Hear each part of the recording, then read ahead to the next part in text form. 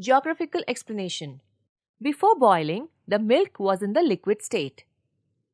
After it came to a boil, steam started coming out from it.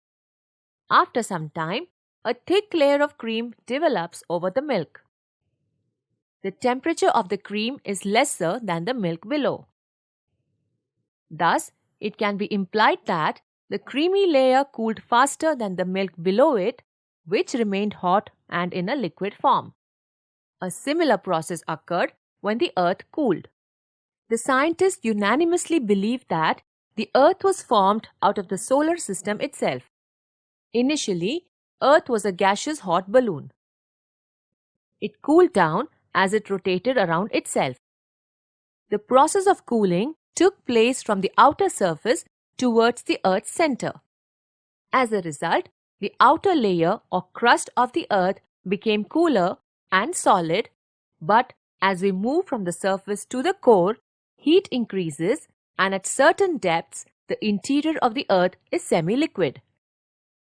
Man has always been inquisitive about what lies in the interior of the Earth. Meaning, inquisitive means curious.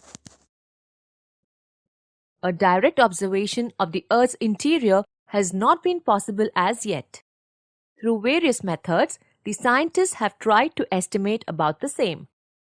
To infer about these, the study of materials coming out of a volcanic eruption and the seismic waves is most important.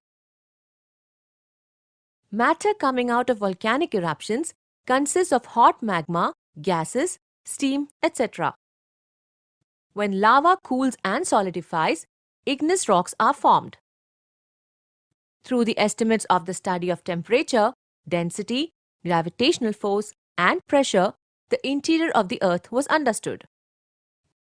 For instance, when we go deep into a mine, we feel an increase in temperature. Similarly, the magma coming out of volcanoes from the Earth's interior is hot. Such estimations were made by the geologists. Several earthquakes occur in various places on the Earth every year. Seismic waves are generated. These waves travel through the interior of the Earth. The study of their direction and velocity helps us to estimate about the interior of the Earth.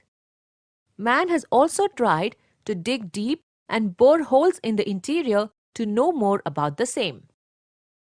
The crust. The uppermost layer of the Earth's surface is in solid state and is called the crust. The thickness of the crust is not the same everywhere. On an average, it is 30 to 35 kilometers thick. The thickness of the crust below the continents is from 16 to 45 kilometer, 40 kilometer under the mountain ranges, and less than 10 kilometer under the oceans. As we move deeper under the surface, temperature increases. After that, the rate of increase in temperature reduces and again increases in the core. At the center of the Earth, the temperature is around 5,500 degree to 6,000 degrees Celsius. Mantle. Below the crust lies the mantle. Mantle can be divided into two layers, upper and lower mantle. Upper layer is more in liquid state. Here, one finds magma chambers. It is through these chambers that magma comes out on the Earth's surface during volcanic eruption. This layer is also known as asthenosphere. Epicenters of deep-seated earthquakes are usually found here. Mantle begins at a depth of around 42 km from the Earth's surface. The internal energy released due to endogenetic movements occurring in this layer is responsible for mountain building, rift, volcanic eruptions, earthquakes, etc. In this layer, it is inferred that the temperature at the depth of 2400 to 2900 km would be around 2200 degrees Celsius to 2500 degrees Celsius. Here, there is a sudden change in the structure and density of material.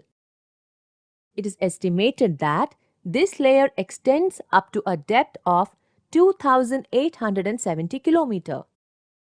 average density of this layer is 4.5 gram per cubic centimeter and it increases with depth. Increasing pressure is the reason behind this. The density of lower mantle is about 5.7 gram per cubic centimeter.